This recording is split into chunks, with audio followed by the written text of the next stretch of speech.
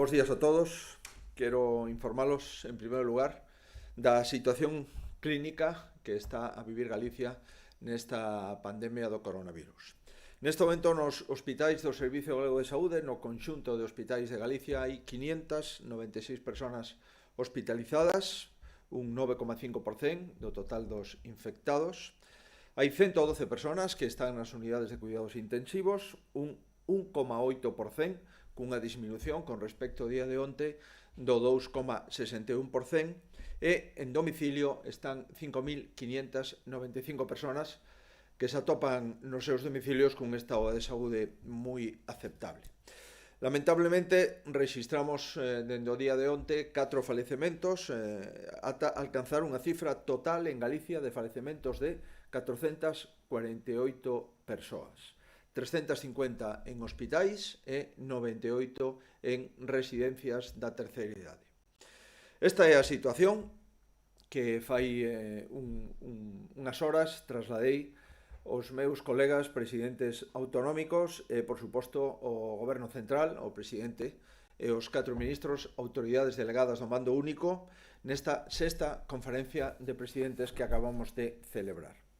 Evidente, pois, que hai unha sustancial melloría en relación a esta última semana, máis ou menos os presidentes autonómicos tamén iban confirmando que no resto de comunidades autónomas, con maior ou menor intensidade, esta melloría se está extendendo a toda a nación. No caso de Galicia, dende o pico que tivemos o pasado 5 de abril, se triplicaron o número de altas hospitalarias, a presión sobre UCIs se disminuiu un 37%, o pasar de 178 pacientes no pico ingresados en UCI a 112. A evolución de contagios sigue estando por debaixo de 1, é dicir, cada infectado transmite o virus a menos de unha persona, tanto en Galicia cun 0,78% de contagiados diariamente, como en España, que está un pouco máis elevada, o 0,91%. É dicir, o número de contagios que se producían en Galicia durante o pico da pandemia baixou un 75%. Todo isto, como saben, permitiunos desactivar o estado agudo e volver á situación anterior, á situación de contención do virus, o chamado a fase 2 no plan de contingencia que a Comisión Clínica do Servicio Galego de Saúde aprobamos dende o pasado mes de marzo. Neste momento, pois, seguimos cunhos datos que invitan a esperanza desde o punto de vista do control do incremento de número de infectados. Onte temos un bo dato, fixemos 1.186 probas de PCR en Vigo, maioritariamente referida a residencias das distintas áreas de saúde de outras provincias, e o número de positivos foi 0. É dicir, todas as PCRs saliron negativas, o cual significa, lóxicamente, que estamos nunha situación moito mellor da que viñamos sufrindo nos pasados días. O número total de PCRs de diagnóstico feitas en Galicia ata o día de onte ascende a 63.715. Sin dúbida, é un bo test epidemiolóxico o que levamos feito xa na comunidade autónoma. Isto significa que a taxa de letalidade en Galicia sigue sendo das máis baixas do Estado. En Galicia o 3,99%, a media do Estado está por riba do 10,3%, por tanto triplica a taxa de contagios a taxa de falecidos por número de contagios, igual que a taxa de falecidos sobre ingresados. Galicia ten a terceira taxa de falecidos por ingresados máis baixas de España, xunto con Melilla e Asturias. Exactamente, en Galicia está no 12,6% e en España no 26,18%. Menos da metade de falecidos por ingresados en Galicia que na media de España. O que semella, pois, que todo parece indicar que esta tendencia se está a consolidar. Por tanto, o que defendín neste encontro é que entre todos, con unidade, con antelación suficiente, con planificación sistemática, con rigor epidemiolóxico e sanitario, temos que ir pensando xa en adaptarnos ao novo contexto. É dicir, na nosa opinión, temos que ir pensando xa en adaptarnos a unha nova normalidade, que é a que vamos a vivir, espero que nas próximas semanas. A tal efecto, a posición da Xunta de Galicia na Conferencia de Presidentes se pode resumir en tres cuestións. A primeira, seguir solicitando información fiable e homoxénea para que, en primer lugar, por respeto aos falecidos, por respeto ás súas familias, por respeto aos doentes, por respeto aos profesionais sanitarios e por respeto tamén á credibilidade dos sistemas sanitarios e sociais, teñamos todos os mesmos datos sin confusións e sin disminución do rigor e da frecuencia. En segundo lugar, falamos de desconfinamento. A postura da Xunta de Galicia foi pedir unha folla de ruta aproximada do desconfinamento da actividade económica e social. En terceiro lugar, falamos de liquidez. Liquidez ás familias, liquidez aos autónomos, liquidez aos traballadores, liquidez ás empresas. Esas foron as tres cuestións fundamentais que centrou a miña intervención nesta sexta conferencia de presidentes. Na primeira cuestión, coñecer coa maior exactitude posible os datos reais para tomar decisións. É necesario que sigamos cruzando datos e información homoxénea. Primeiro, como decía, porque o merecen, sin dúbida, os que nos deixaron para sempre, os falecidos, porque o merece as súas familias, porque o merecen todos os profesionais que traballan todos os días, poñendo incluso a vida e a súa estado de saúde en risco. E, por último, porque é imprescindible coñecer os datos de forma homoxénea para planificar a resposta que debemos de dar nos próximos días e semanas a esta profunda crise sanitaria, económica e social. Creo que a maioría da xente pudemos comprender que houbera desaxustes ao principio, non era fácil. En primer lugar, o Goberno Central nos pediu concretar toda a información dos hospitais, o cual é lóxico. Se tardou 3 semanas en establecer un protocolo para residencias da terceira idade. Incluso este protocolo foi cambiado o pasado fai 24 ou 48 horas. Todo isto, a verdade é que estamos xa a unha altura da pandemia donde necesitamos certezas nos datos e donde é necesario esa certeza nos datos para poder protexer, para poder organizar e para poder reaccionar ante a situación na que levamos xa moito tempo. Galicia, e así o volvín a poñer de manifesto, segue a favor dos test masivos.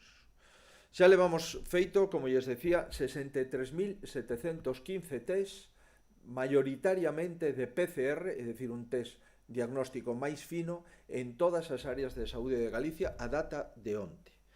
Ademais, gracias aos novos test de doble banda que comprou a Xunta de Galicia, podemos xa priorizar esos test rápidos con rigor, test rápidos de doble banda. Podemos priorizalo aos profesionais sanitarios, os que ya estamos facendo en moitos casos o segundo test, outros o primeiro, e por suposto tamén os profesionais das residencias e dos centros de discapacidade. Entendemos que seguir por este camiño cando remate a cuarentena é inevitable. Os test masivos vamos a ter que utilizarlos de forma xeralizada, normalizada, nos próximos días, nas próximas semanas e nos próximos meses. No apartado de información tamén volvín a chamar a atención sobre as residencias. Non me cansarei de dicilo, debemos coñecer os datos das residencias a nivel nacional. Mentras non se publiquen por parte do Ministerio de Sanidade os datos das residencias de todas as comunidades autónomas, non poderemos acertar nos protocolos de tratamento nas residencias e non podemos dimensionar o problema que temos en cada unha das comunidades autónomas. E con este mesmo obxectivo de preparar o futuro con maior coñecemento, comuniquei ao presidente do Goberno Central que Galicia xa está a traballar no estudio epidemiolóxico cunha mostra moi considerable, unha primeira oleada de algo máis de 50.000 galegos van a ser obxeto de un test, máis outra segunda oleada de outros 50.000, é dicir, algo máis de 100.000 habitantes de Galicia, 100.000 homes e mulleres van a ser obxeto de un test epidemiolóxico na comunidade autónoma. test epidemiolóxico que, por suposto, o resultado do mesmo o remitiremos ao Ministerio de Sanidade de forma inmediata. Durante varias semanas estiven plantexando que era necesario compartir a metodoloxía do test epidemiolóxico que ten previsto facer o Goberno en toda a nación. A Galicia parece ser que nos 62.000 test que vai a facer o Goberno en toda España lle corresponden 4.000 ciudadanos. Pois ben, hoxe volvín a plantexalo, é necesario coñecer a metodoloxía do test epidemiolóxico do Goberno Central para poder casalo cos test epidemiolóxicos que varios presidentes xa advertimos que vamos a facer no ámbito das nosas competencias, da nosa comunidade e do noso servicio de saúde, pero con independencia de que de momento non contamos con esa metodoloxía, o que sí está claro é que nós vamos a facer os test epidemiolóxico 100.000 a través dos centros de saúde, a través do personal de enfermería e do personal médico dos centros de saúde, é dicir, dende a atención primaria. Isto é algo clave para ter unha visión, primeiro, da situación sanitaria e, en consecuencia, da posibilidad de desescalado, é dicir, de volver á nova normalidade na actividade económica e na actividade social. É necesario un estudio que confirme que se en Galicia houve menor circulación do virus, todo indica que sí. Isto é unha fortaleza, proba de que os nosos datos de mortalidade, morbilidade e outros datos de número de ingresos, UCI, etc., son mellores que o resto do país, pero tamén é unha debilidade, dado que vamos a ter menos persoas inmunizadas que outros territorios que lamentablemente sufriron moitas máis mortes e moitos máis contagios. A segunda cuestión é, na nosa opinión, é necesario falar e é necesario xa ir preveendo un proceso de desescalada. Os cidadáns pregúntanse con toda lógica como se fará, cando se fará e con que orde se fará. Eu dou por feito que o Goberno Central está pensando niso. De feito, nos pediu ás comunidades autónomas técnicos para esta cuestión, cousa que fixemos desde fai varias semanas de signalo. Houbo únicamente unha reunión, o presidente se comprometeu a ter outra reunión para falar da desescalada o próximo luns, é dicir, mañá. Son plenamente consciente de que este proceso é complexísimo. Son plenamente consciente que se nos precipitamos sería un erro imperdonable, e son perfectamente consciente, en todo caso, de que é necesario abordalo. Insisto, non é sinxelo, pero xa temos experiencia de que a precipitación é o contrario da planificación. Se non planificamos, ao final nos precipitaremos. Decisións transmitidas con pouco marxen xeraron confusión e frustración, o recoñecemos todos. Aquel boletín oficial do Estado daquel domingo ás 23:30 horas, onde se pechou boa parte do tecido productivo en España, pois xerou frustración e, dende logo, precipitación. Pero tamén é certo que fora de España se está falando desto xa. O goberno alemán toma decisións a partir de mañá, próximo luns, que inicia a súa desescalada. De acordo co criterio xeral do goberno federal, pero con autonomía en cada lander para tomar decisións xa ao pé do terreo, decisións máis micro dentro do documento xeral de desescalada económica da República Federal Alemana. Tamén coñecemos situacións parecidas a nosa desde o punto de vista de contagios e de impacto, pero a República Francesa tamén está concretando un calendario previsible de desescalada. O que plantexei o goberno central, fomos varios presidentes os que coincidimos, é que é necesario, con tempo, con claridade, transmitirlle aos cidadáns como pensamos, en que orden pensamos facelo, en que calendario provisional estamos buscando acertar con esa desescalada. Na nosa opinión, e así o trasladei, temos que facelo de acordo con tres principios. Temos que dotarnos dos instrumentos necesarios para garantir, en primer lugar, que a volta á nova normalidade sexa segura desde o punto de vista sanitario. En segundo lugar, acordar un sistema de volta ao traballo con certa inmediatez para que podamos prepararnos, preparar as familias, preparar os traballadores, preparar os maiores, preparar os nenos, preparar as empresas. É necesario ter unha previsión e unha planificación. E en terceiro lugar, hai que deseñar un sistema de apertura e peche flexible e dinámico. Digo apertura e peche porque probablemente en algunhas zonas podamos ter algún rebrote e automáticamente habería que pechar, a pesar de que se tivera aberto con anterioridade, pechar durante algúns días por razóns sanitarias. A volta ten que ser segura, e volvo a insistir, isto é moi importante. En Galicia estamos traballando para que todo aquel que se reincorpora a súa actividade o faga do xeito máis seguro posible. Esta foi a prioridade absoluta dende o inicio. Por suposto, foi unha prioridade para protexer os profesionais sanitarios.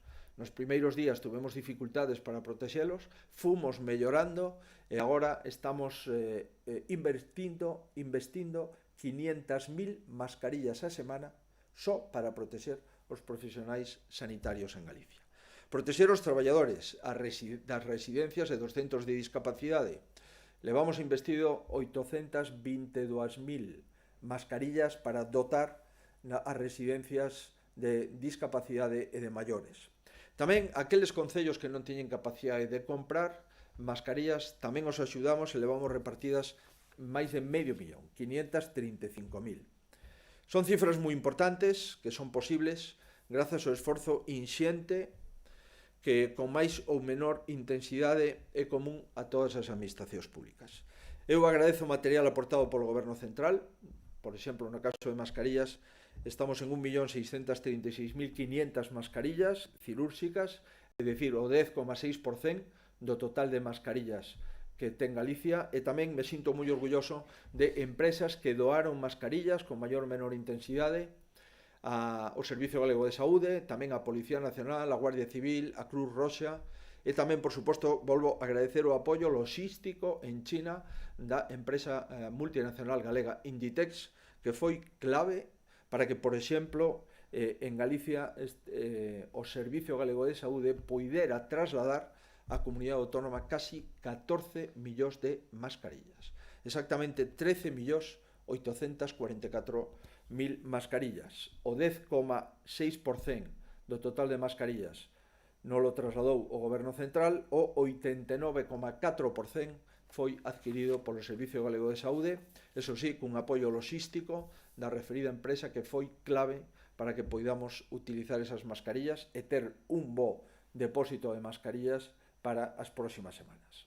Velar pola saúde dos cidadáns foi tamén unha prioridade destas últimas semanas. E, de feito, vimos, porque nos chamaron moitas empresas, que os traballadores non tiñan esas mascarillas. Que as empresas non foran quen de conseguir as mascarillas, non se venden coa suficiente intensidade en España, non se pode adquirir en boa parte das farmacias, polo menos coa cantidade que se necesita para as empresas. Pois ben, nós a semana pasada trasladamos aos traballadores das empresas que abriron a súa actividade económica 900.000 mascarillas e vamos a complementalos con 2 millóns de mascarillas máis esta semana que entra. Para que? Para que podan traballar con rigor e de acordo cos protocolos que aprobou as autoridades laborais da Xunta de Galicia. Igualmente vai a ser nosa prioridade cando a desescalada o desconfinamento se vaya ampliando. Neste sentido, comuniquei ao presidente que Galicia está traballando para que todos os cidadáns conten con instruccións claras sobre cales deben ser as medidas de prevención nas fases de reapertura que vayamos concretando. É tan importante como isto para que estea garantido o suministro. Si vamos a decir que necesitamos mascarillas e non temos mascarillas, o que estamos producindo é unha enorme tensión e un enorme desasosego na población. A próxima semana pecharemos este asunto, a utilización das mascarillas polo Comité Clínico, e seguimos defendendo, e así yo dixen, que o óptimo sería que o protocolo de mascarillas se consensuara a nivel nacional. Levamos varias semanas falando disto. Sería necesario, sería oportuno creo que sería bo para todos que en España tuviéramos un mismo protocolo de mascarillas e que saibamos si temos ou non que utilizalas, cando as temos que utilizar, que persoas as deben de utilizar prioritariamente, aquelas que se pode facer con menor intensidade. Bueno, o certo é que non temos tampouco ese protocolo de mascarillas. A decisión do goberno galego é anticiparse, apostar, en primeiro lugar, por unhas instruccións claras a toda a población no momento da reapertura, que pasan, en primeiro lugar, como criterio básico polo distanciamento social. En segundo lugar, pola higiene de mans. E en terceiro lugar, por unha proposta de uso generalizado de mascarillas. Isto é a proposta que plantexa a Xunta de Galicia aos cidadáns que viven na comunidade autónoma. E como decía, ademais de que a volta teña que ser segura, na nosa opinión ten que ser gradual. En este sentido, agradézolle que atendera a proposta de varios presidentes autonómicos para que os nenos, as nenas, podan respirar un pouco de aire puro a partir, parece ser, do día 26 de abril. Creo que é unha boa noticia. Temos que buscar, porque non se comentou, cal é a fórmula, cal é a periodicidade, cal é o número de días, si son todas as semanas, si son días alternos. Bueno, vamos a ir concretando a letra pequena por parte do Goberno Central. Volvo a reiterar, eu confío plenamente nos pais e nas nais desos nenos e nenas que levan confinados durante moitísimas semanas, e estou absolutamente seguro que cando se lles deixe volver á rúa, esa responsabilidade dos pais e das nais que o acompañen vai a ser co mesmo rigor, incluso máis que cando estaban confinados nas súas casas. Por último, digo que a volta ten que ser segura, ten que ser gradual e ten que ser coñecida no tempo. Non pedimos un calendario exacto de descalamento, non pedimos un calendario exacto do desconfinamento da población, o que pedimos é un calendario orientativo. As empresas non poden arrancar as 24 horas dende que se acorde o desconfinamento. As familias non poden prepararse en moi pouco tempo para o desconfinamento. Precisan saber se os nenos, se os seus fillos e fillas poden ir á escola ou non, e que previsibilidade hai, en que semana do mes de maio creemos que podemos reanudar as clases. Se ao final non as reanudamos, será porque a situación sanitaria non lo impide, pero cos datos que temos agora, parece razonable orientarnos no futuro ao respecto. Cal vai a ser as restriccións dos maiores? Creo que teñen dereito os maiores. Están dando un exemplo. Son os máis con máis riscos de padecer este virus. En definitiva, as comunidades que temos competencias moi importantes, temos que ter unha certa previsión do goberno, o goberno de todos. E por iso lle pedín ao presidente Sánchez, igual que varios presidentes, un calendario tentativo para que podamos adaptarnos. Simplemente, un calendario tentativo por onde podemos ir, que pensa, Francia xa o concretou, Alemanha empeza mañá, un calendario tentativo. Eso é, creo, razonable empezar a traballalo. E a terceira cuestión, como comentaba, se refire á situación económica, a crise económica tan brutal que están padecendo xa os autónomos, que están padecendo moitos fogares por ausencia de renta ou de renda disminuída, e que están padecendo pequenas empresas, medianas empresas, grandes empresas. Ustedes saben que en Galicia temos un comité de expertos universitarios, directivos das principais asociacións en Galicia e tamén directivos das principales empresas galegas.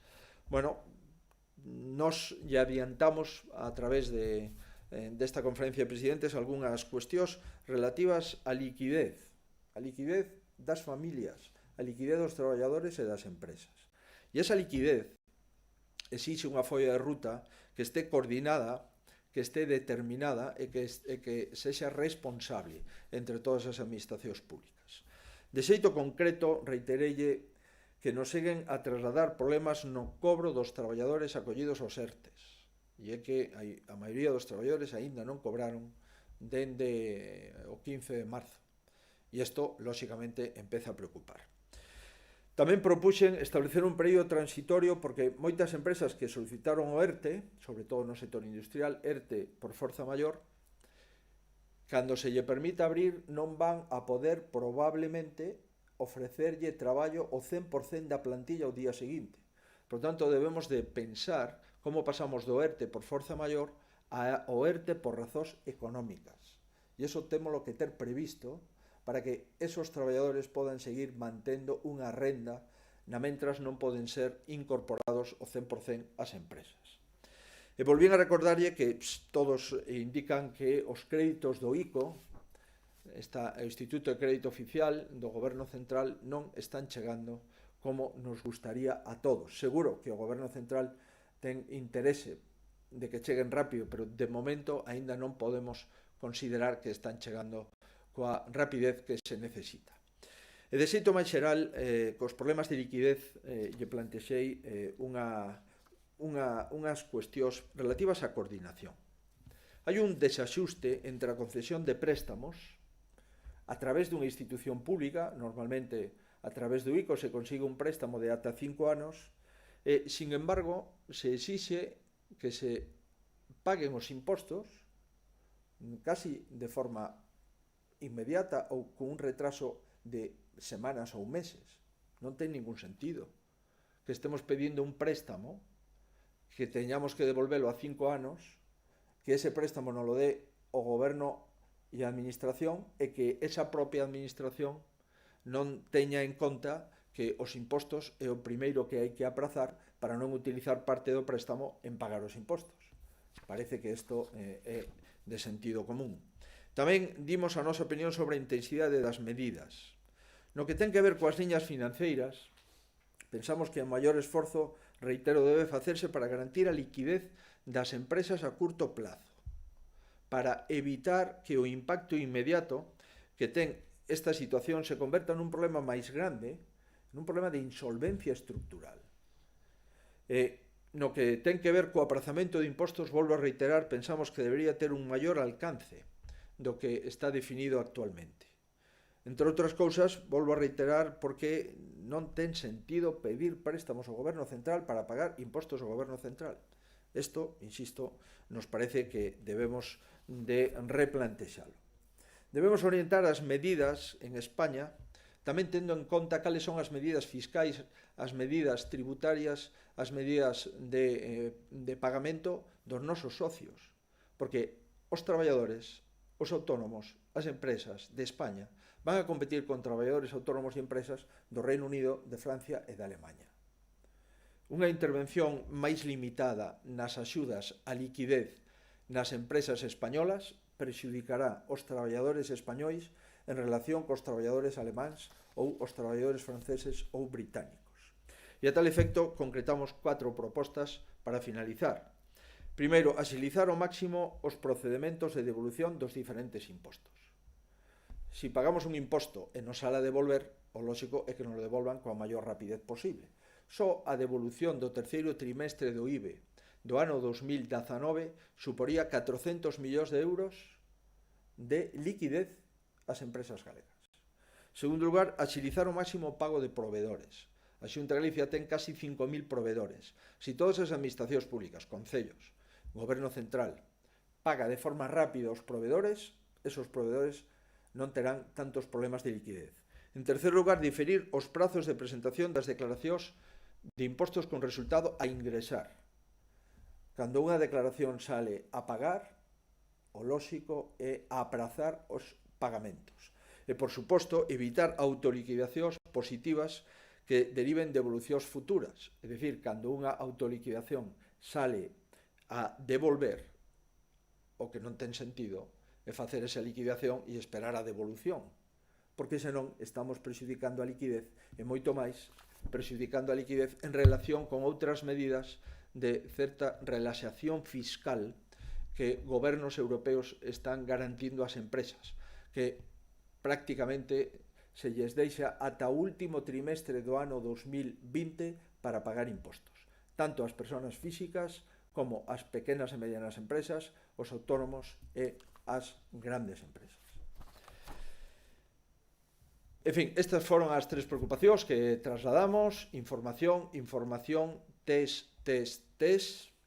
A segunda, temos que falar xa da desescalada con rigor, con cautela, pero buscar xa un horizonte para as empresas, un horizonte para o sector da hostelería, un horizonte para os sectores económicos que están absolutamente preocupados polo seu futuro. Insisto, con todas as cautelas, sabendo que sin sanidade non haberá ningún tipo de actividade económica. Sin seguridade sanitaria non se poderá aperturar líneas de actividade industrial ou de servizos. Pero a situación epidemiolóxica neste momento, na nosa opinión, exixe que teñamos polo menos un calendario previsible da desescalada. Isto é o que están facendo os alemanes, os franceses, e nós competimos nese mercado e na Unión Europea. Finalizo ya. Yo agradezco mucho las reuniones semanales que estamos teniendo. Sé que no es fácil, pero creo que las reuniones, a pesar de que la mayoría de los anuncios se producen el día anterior a la reunión de presidentes, bueno, es una cosa en la que le hemos dicho al presidente que si nos reunimos, lo lógico es que sería para enterarnos de lo que el gobierno va a hacer, no para comentar lo que el gobierno ya ha hecho. Pero en todo caso creo que es positiva, creo que compartir por lo menos inquietudes y escucharnos y recibir información es positiva. También le trasladé que para que estas reuniones sigan siendo fructíferas debemos de vigilar que no queden temas importantes sin respuesta. Porque si nos reunimos, pedimos propuestas, ofrecemos nuestras ideas, ofrecemos nuestras decisiones y pedimos información para completarlas y para acertar entre todos, lo lógico es que esa información se dé. Y lo que está ocurriendo, quizás por el volumen de cuestiones que los presidentes trasladamos al gobierno central, es que hay muchas cuestiones que todavía no conocemos. No conocemos un protocolo de utilización de mascarillas, no conocemos, porque no se ha reunido el Consejo de Política Fiscal y Financiera, no se ha transferido ni un euro a las comunidades autónomas en lo que se refiere a un fondo especial para el coronavirus. Sin embargo, se nos ha detraído buena parte de nuestro presupuesto. En fin, en mi opinión, dejar temas relevantes en el aire impide que podamos avanzar más rápidamente. Y también implica que no podamos hacer aclaraciones importantes, porque los sectores productivos, los ciudadanos, a los presidentes autonómicos nos siguen pidiendo información. Y los presidentes autonómicos que veníamos ejerciendo nuestras competencias en el marco constitucional las tenemos constreñidas al mando único. Y por lo tanto, si no tenemos información del mando único, no estamos haciendo un buen servicio al Estado. Por ponerles un ejemplo, estos días le he dado traslado de la preocupación a través de la Consejería de Infraestructuras de la limitación a la construcción en algunos inmuebles ocupados. Bueno, esto nos hemos enterado a las 11:30 horas del domingo pasado y eso también provoca pues tensiones en el sector de la construcción, el sector de la rehabilitación intensísima en mano de obra, a los arquitectos, a los aparejadores, a los directores de obra, que tenían una obra pensando que iba a empezar el lunes y lamentablemente no ha empezado. Bueno, este tipo de cosas creo que son muy importantes, ¿no? Yo soy consciente, por supuesto, de las dificultades de cualquier gobierno de España en este momento, absolutamente consciente, y por eso tenemos, a pesar de que pueda haber discrepancias, tenemos que mantener nuestra lealtad y nuestra comprensión.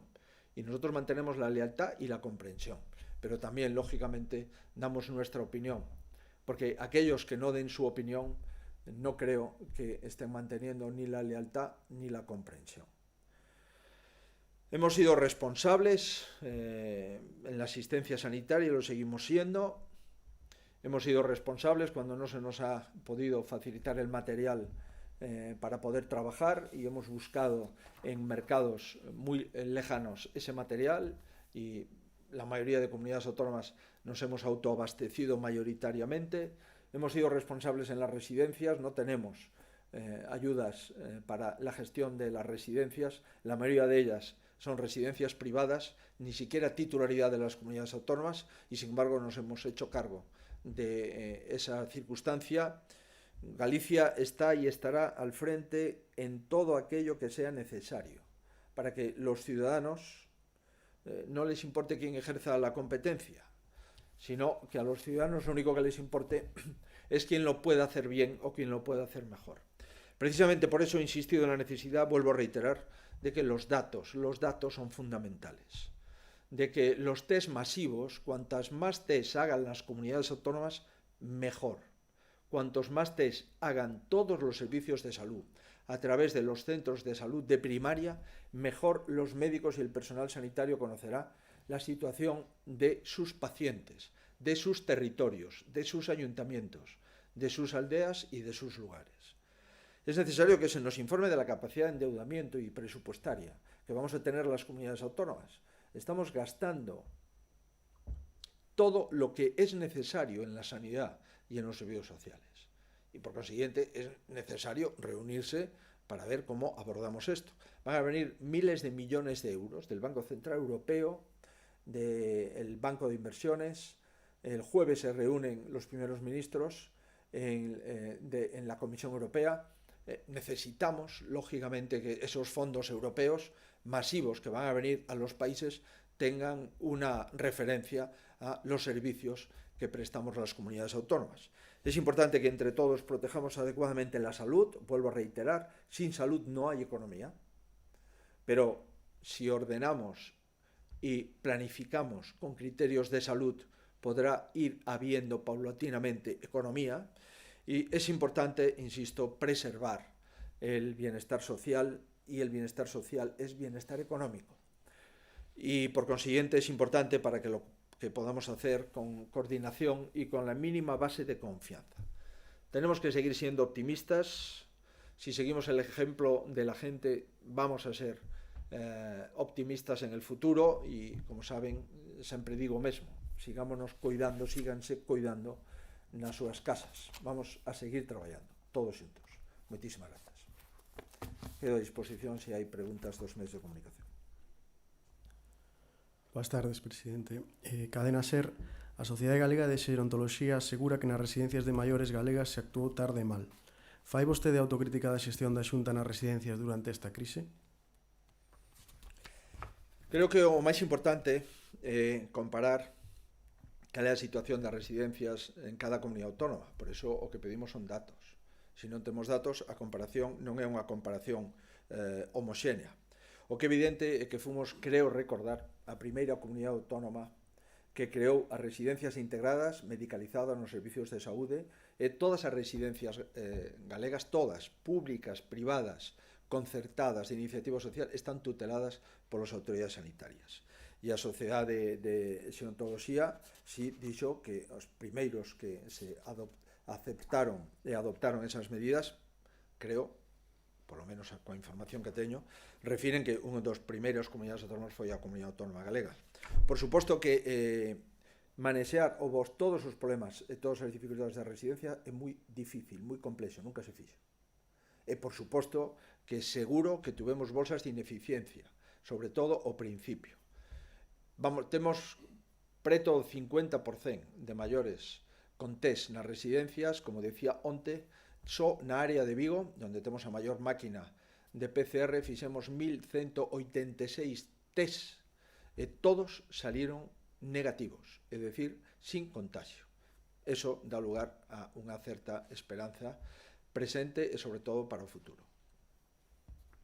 Sí, sobre residencias tamén Nos Diario pregunta que opina da denuncia presentada por familiares e usuarias de residencias de maiores ante Fiscalía contra o director xeral de maiores e outros cargos por distintos delitos nas súas actuacións antes e durante a pandemia. En primeiro lugar, evidentemente, eu non coñezo o contido de calquer denuncia que se poda presentar en Galicia. Nós vamos a seguir traballando e a mellor resposta que podemos dar é seguir testando os nosos maiores, seguir testando os traballadores das residencias, seguir tutelando sanitariamente as residencias todas, seguir medicalizando as residencias integradas. Fai uns días veíamos como unha maior de 100 anos era dada de alta no Hospital Universitario de Santiago. Eso é unha mostra do que é para nós o cuidado dos nosos maiores. O vimos dicindo dende o principio, non vamos a dar unha soa vida por perdida. Non houbo un só maior en Galicia que tuvera problemas de ingresar nunha UCI por ausencia de cama ou ausencia de respiradores. E iso o digo con absoluto satisfacción para todos os profesionais sanitarios e todo o sistema sanitario. Por conseguinte, non imos a dar unha vida por perdida, tiña ou teña a idade que teña. E de feito xa temos varios maiores que, estando contaxados, dando positivos no test, pois agora están empezando a dar negativos. Por tanto, non só curamos os maiores, senón que ademais os maiores que estaban con positivo no test agora empezan a dar negativo. Onte, por dar un dato, 8 maiores que tiñan o virus con test positivo acaban de dar test negativo. Eso quere decir que os maiores poden superar a pandemia e tamén quere decir, eso sí, que os maiores é o sector de poboación con maior risco dentro desta pandemia, pero que os cuidamos a bo fe que o fixemos, o facemos e o seguiremos facendo. Informativos Telecinco, ¿cuál es la propuesta del gobierno gallego para programar la salida de los niños a la calle?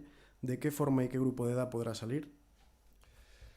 Pues lamentablemente los gobiernos autonómicos no podemos hacer, no tenemos ninguna capacidad para esta decisión. Es cierto que tanto Aragón como Galicia fuimos las comunidades autónomas primeras que insistimos en esta propuesta y yo la he hecho el domingo pasado, hubo un debate en España, ahora parece ser que todo el mundo está a favor, yo me alegro mucho que todo el mundo esté a favor. Es verdad que es bastante discutible cuál es la edad para poder salir a la calle. El gobierno ha dicho 12 años, la edad pediátrica finaliza a los 14, no se entiende muy bien por qué 12, no obstante el presidente ha dicho que está dispuesto a que los asesores del gobierno central, del mando único, valoren hasta qué edad se puede salir. Desde luego, pienso, vuelvo a reiterar, que acompañados de un mayor, los niños, la gente de menor edad, lo lógico es que puedan tener un contacto con el aire libre. Van a llevar 6 semanas sin salir de casa y eso conlleva, en mi opinión, efectos perversos y efectos negativos para su salud, sin duda. Pero como esa competencia se la ha abocado para sí, de forma muy celosa, el gobierno central, lo mejor que podemos hacer es esperar y ver cuál es la propuesta del gobierno central, porque lamentablemente a las comunidades autónomas no se nos ha dejado tomar esta decisión, y esta decisión, ha dicho el presidente, que va a ser homogénea para toda España, para el ámbito rural, para el ámbito urbano, para las urbanizaciones, para las aldeas, en fin. Si el gobierno central toma esta decisión, lo único que podemos hacer es acatarla. Radio Televisión de Galicia, expresoulle Pedro Sánchez algunha queixa polo estudio epidemiolóxico que vai facer a Xunta na liña do expresado na rolda de prensa de onte na Moncloa? No, en ningún caso, ao contrario, eu falei directamente do estudio epidemiolóxico porque me sorprendín onte pola noite que o presidente tuvera algunha cautela sobre o estudio epidemiolóxico que vai a facer a comunidade autónoma. Non entendín, por eso eu saquei ese asunto, pero non tiven resposta. É certo que outros presidentes autonómicos falaron de estudios epidemiolóxicos maiores que Galicia. É certo tamén que teñen máis población que Galicia. E todos os presidentes autonómicos coinciden que os test masivos é a ferramenta máis potente. Por conseguinte, eu me dirixín ao presidente con certa sorpresa. Non acabo de entender moi ben porque aparentemente se molestou onte.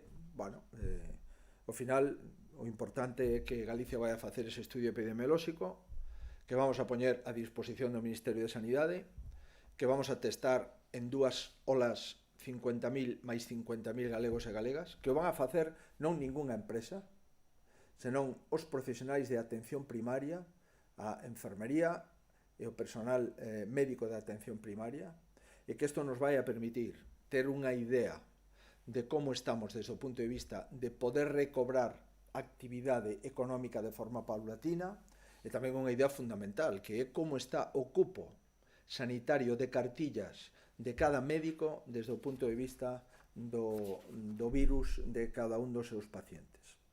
Por consiguiente, isto non choca co goberno, ao contrario. o que lle vai a dar máis información ao Goberno de España para decidir sobre a desescalada en todo o país. Sobre esta cuestión, Radio Cadena Española decía que después de que el presidente del gobierno le expresara pidiendo que no hiciera esos test, si le va a obedecer usted y no los va a hacer. No, al contrario. Yo le he dicho al presidente del gobierno que es lo que voy a hacer. Y no he tenido ningún reparo ni ningún comentario en el turno de cierre del presidente del gobierno. Es verdad que hubo otros presidentes que también dijeron que van a hacer test en el ámbito de sus territorios, ¿no?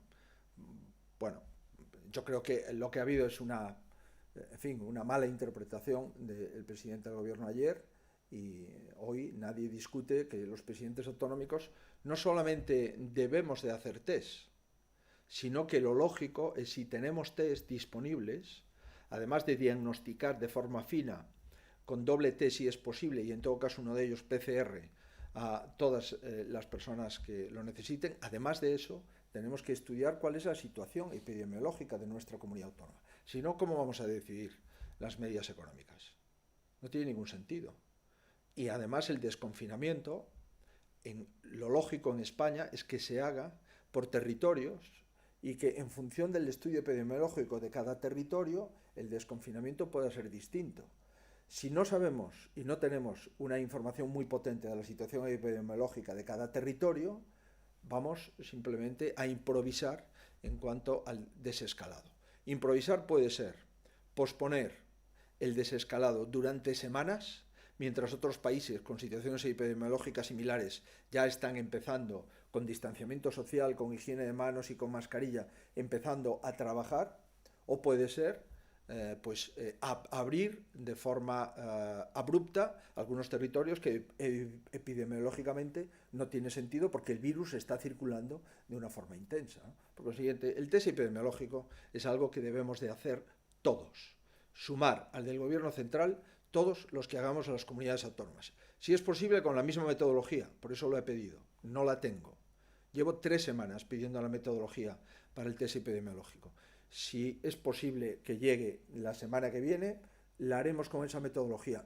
Y si no, la haremos con la metodología del Instituto Gallego de Estadística, que conoce muy bien los 34.000 lugares que viven los gallegos, el 50% de los núcleos de población de España. Y por último, los pacientes previamente testados son pacientes del Servicio Gallego de Salud, o de los Aquidecha, o del Servei Català de la Salud, o del Servicio Madrileño de Salud. Por lo tanto, las comunidades autónomas tienen la obligación de conocer cómo están esos pacientes que no va a diagnosticar el Instituto Carlos III.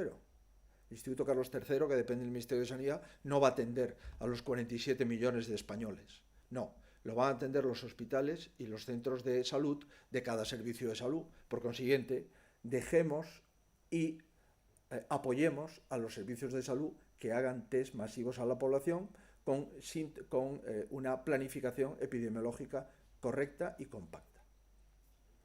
El país pregunta si se reforzará o persoal dos centros de saúde para realizar estes test, tendo en conta a sobrecarga que arrastra a atención primaria en Galicia, e de ser así onde se irán eses sanitarios, xa que a Xunta defende que non nos contratou antes porque non nos hai. En primeiro lugar, temos co comité clínico que fixemos a pasada semana e anterior, e que volveremos a facer esta semana. O comité clínico é o que diseñou a decisión, o estudo e a amplitude dese estudio epidemiolóxico.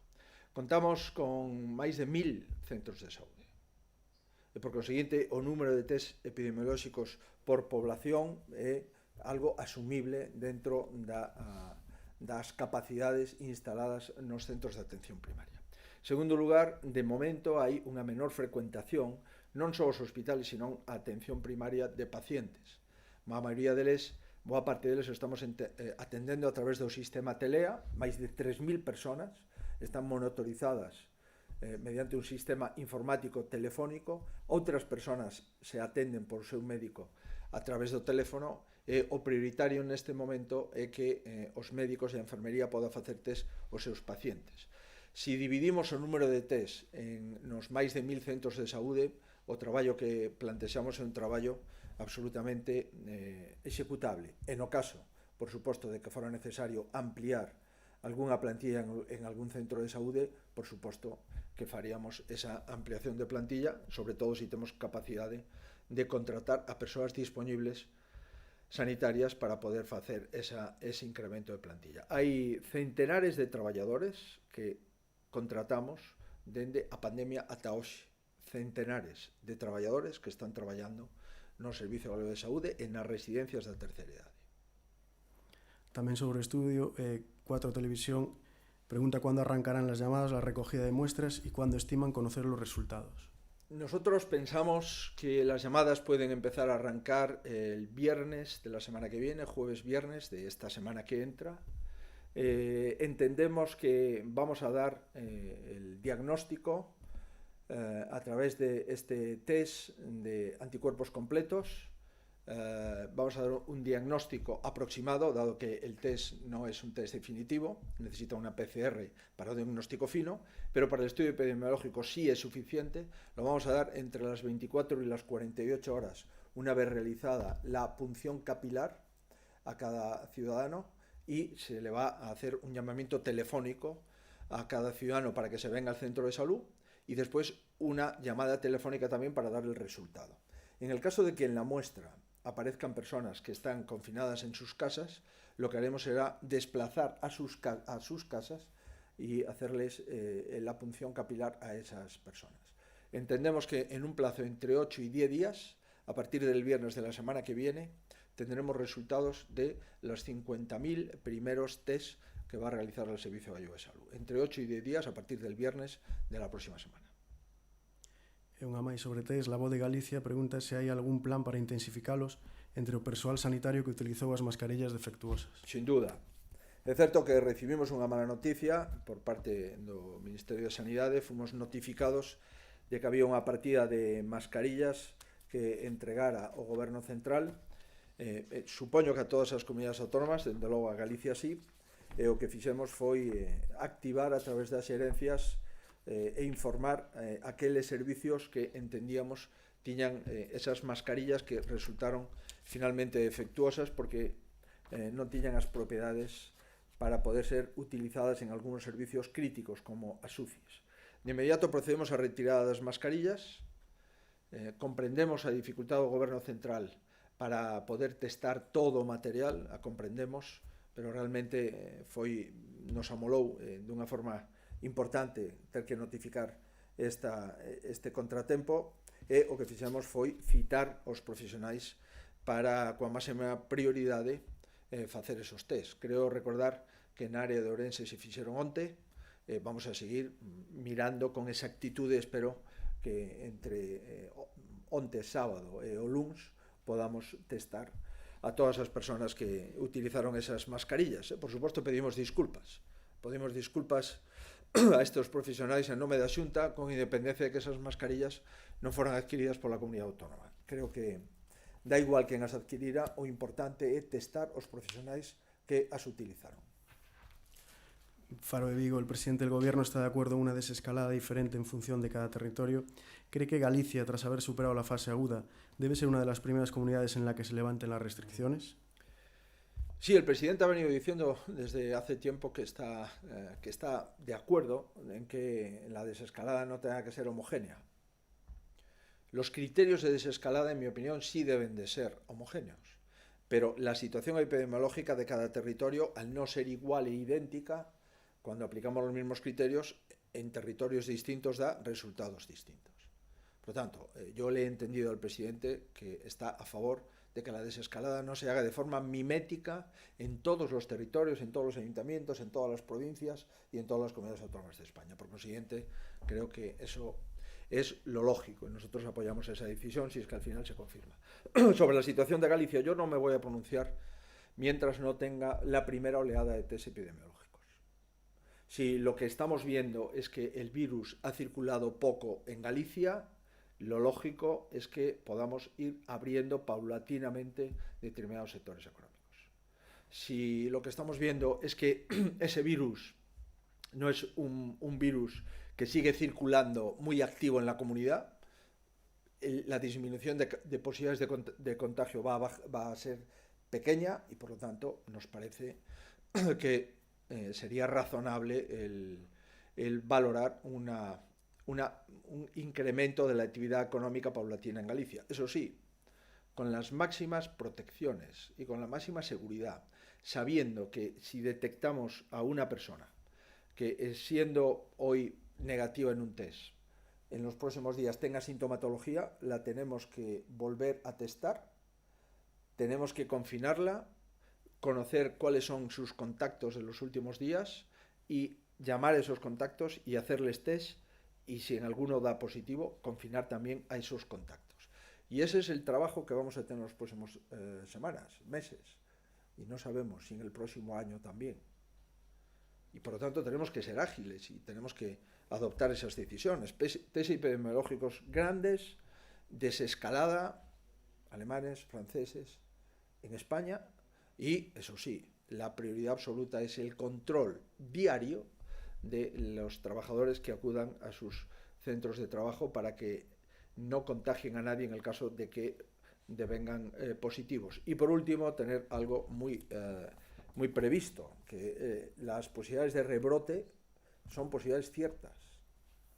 Y por consiguiente, los rebrotes no pueden tensionar el sistema sanitario como lo que hemos visto a finales del mes de marzo y la primera semana del mes de abril en Galicia. Fíjese usted en otros lugares de España con el número de fallecidos que han tenido, ¿no? Los rebrotes son un riesgo evidente en cualquier territorio. Con respecto a la desescalada, había otra pregunta, que si se plantean la desescalada por edades. É evidente que en relación coas edades non é o mesmo risco unha persona de máis de 80 anos, unha persona de máis de 70, unha persona de máis de 65. Son riscos distintos. E, por suposto, a partir de 65 o risco disminuye de forma notable.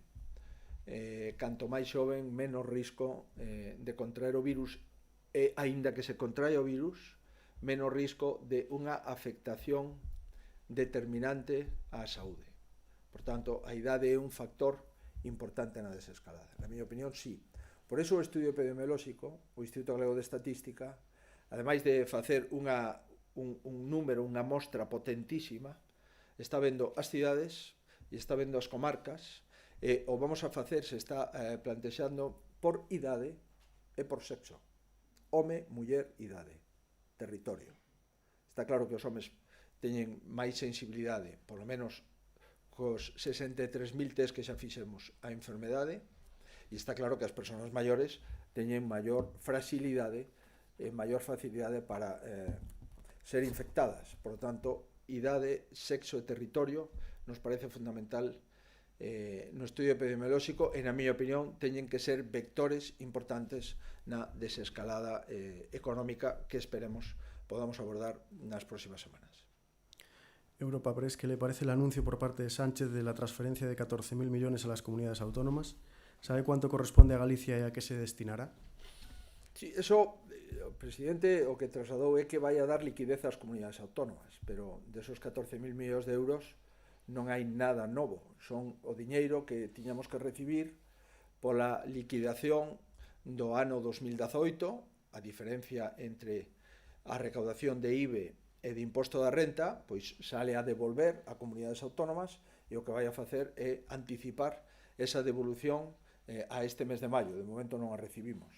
E tamén as entregas a conta, que lle corresponde á comunidade autónoma para o presuposto do ano 20, o que vai a facer é anticipar unha parte das entregas a conta. Por tanto, eso é liquidez, non é máis presuposto. O único presuposto novo que plantexou son para todas as comunidades autónomas 625 millóns de euros. 300 millóns no ámbito sanitario, 300 millóns no ámbito social e 25 millóns para comedores escolares. A Galicia, de esos 625 millóns de euros, lle tocará aproximadamente unos 37-38 millóns, que, insisto, aínda non recibimos. O que sí, lamentablemente, sufrimos foi un recorte do noso presuposto no parámetro de políticas activas de emprego de 100 millóns de euros. E se sigue tensionando o plan de vivenda por un importe de 25 millóns de euros, que tamén podemos perdelo. Por lo tanto, como dixen outra vez, o que hai é unha confiscación de diñeiro da comunidade autónoma e unha posible incremento do noso financiamento de 36-37 millóns de euros que aínda non o recibimos. Por tanto, os 14.000 millóns de euros, enténdase ben, é a liquidez do diñeiro que lle corresponde ás comunidades autónomas máis algunha cantidade de comunidades autónomas que non poden colocar a débeda pública e que acuden ao Fondo de Liquidez Autonómico, o FLA, que son colocación de débeda pública de comunidades autónomas. Pero presuposto adicional para comunidades autónomas neste momento 625 millóns de euros repartidos entre todas e de momento non recibimos un euro de esos 625 millóns de euros.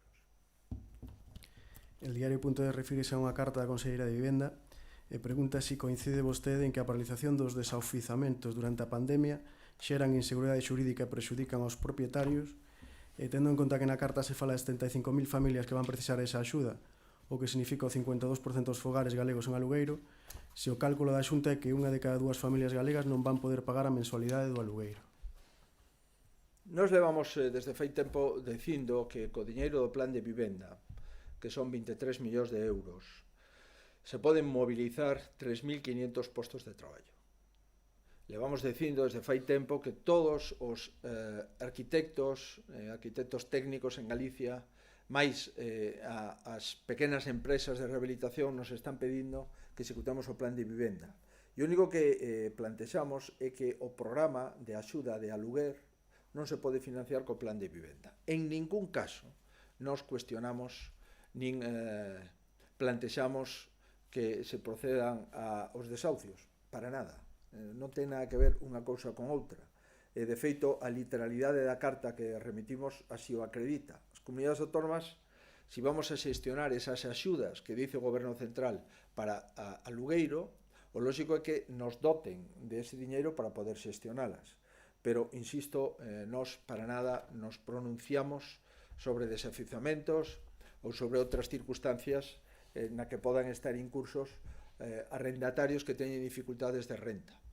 Para que os arrendatarios non teñen dificultades de renta, hai que decidir rápido os ERTES. Hai que darle liquidez aos traballadores. Hai que facer ERTES non só por causa maior, senón por razóns económicas. E hai que darlle liquidez aos autónomos e ás empresas. Esa é a mellor forma. E se algún arrendatario non ten diñeiro para pagar, porque non ten capacidade económica, o que hai que ver é como se axuda a ese arrendatario. Que aluguer social se pode buscar.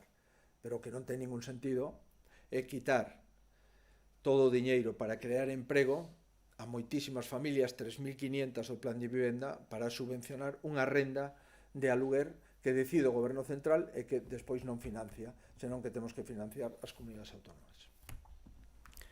Galicia Confidencial refírese a que lle acaba de pedir ao Goberno Central de novo coñecer todos os datos das residencias e pregunta, por unha banda, que lle parece que a Comunidade de Madrid non publicara todos eses datos de falecidos en residencias ata este sábado, incluídos os que non estaban testados, e se a Xunta ten datos de falecidos en centros de maiores compatibles cos síntomas desta enfermidade, pero que non foran diagnosticados previamente con coronavirus. Non entro a considerar se as comunidades autónomas cumplen ou non cumplen, o que digo é que temos que cumplir todas. 3 semanas se tardou en facer un protocolo de comunicación ao Goberno de España das residencias. Nos dábamos os falecidos nas residencias todos os días dende o primeiro instante. Tanto os que falecían no hospital, por 20 residencias, como os que falecían nas residencias sin acudir ao hospital. O número de test que levamos feito nas servicios de residencias estará, espero non equivocarme, vamos a ver mañá o último dato, no entorno do 50%. Nas residencias onde temos maiores contaxios, intensificamos, lóxicamente, os test. Por tanto, non me someto a consideración, a ver se nos dan os datos, de número de test que se fai cada comunidade autónoma nas súas residencias. Esta é a mellor forma de facelo. E, por suposto, nos cumplimos o protocolo do Goberno Central. Número de personas que fallecen nas residencias con test feito e número de personas que fallecen nas residencias sin test e con sintomatoloxía COVID. que é o protocolo que se nos pediu por parte do Goberno Central. Parece ser que ahora se quere axustar ese protocolo. Parece ser que ahora o Goberno Central xa non ten tan claro como se mide os pacientes sin test e con sintomatoloxía. Por qué? Porque son pacientes normalmente pluripatolóxicos que unha persona pode ter unha insuficiencia respiratoria, sobre todo se ten un problema respiratorio previo ao COVID.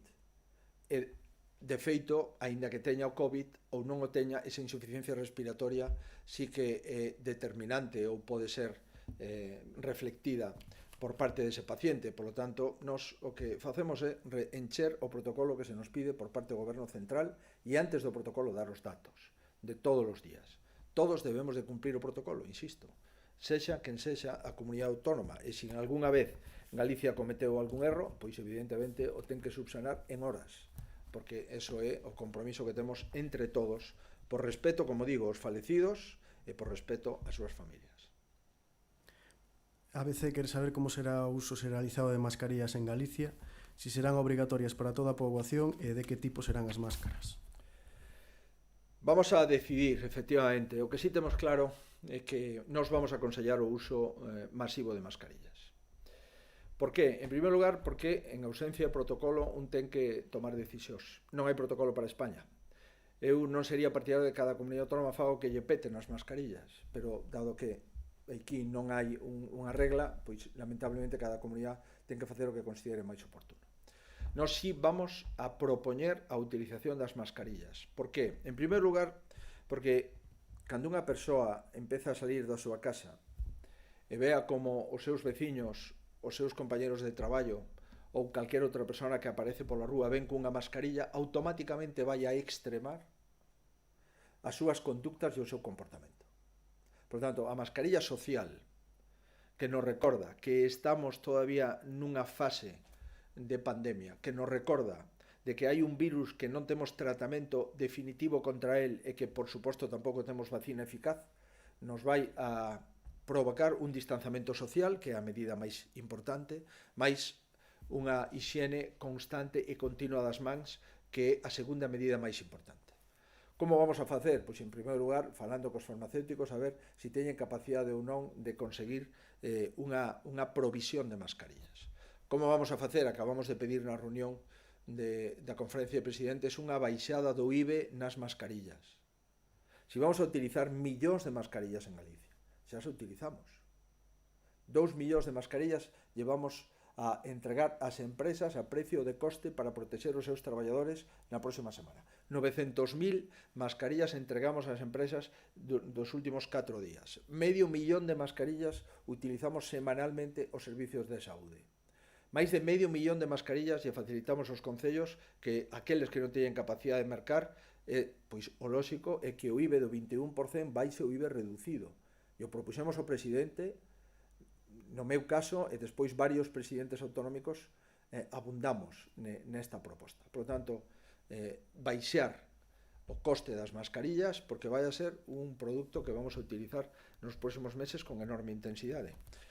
Por conseguinte, vamos a seguir traballando cos farmacéuticos para a provisión das mascarillas, vamos a seguir axudando as empresas, mentras as mascarillas non empecen a circular con normalidade no mercado, e vamos, por suposto, a seguir protexendo nas residencias e nos centros sanitarios a conta, como non pode ser de outro xeito, do Servicio de Saúde, esas mascarillas. Por tanto, sí, é necesario baixar o prezo, é necesario producir máis, é necesario producir mascarillas en España. O presidente nos contaba que hai 4 máquinas que se compraron en España para a produción masiva de mascarillas e, por último, na miña opinión, é necesario diseñar unha mascarilla de tela lavable para os próximos meses, porque a mascarilla cirúrxica, que é a que utilizamos actualmente, ten que ir dando paso a mascarillas reutilizables, mascarillas que a xente poda mercar e poda ter na súa casa e ir intercalando coa higiene previa cada día ou cada vez que salga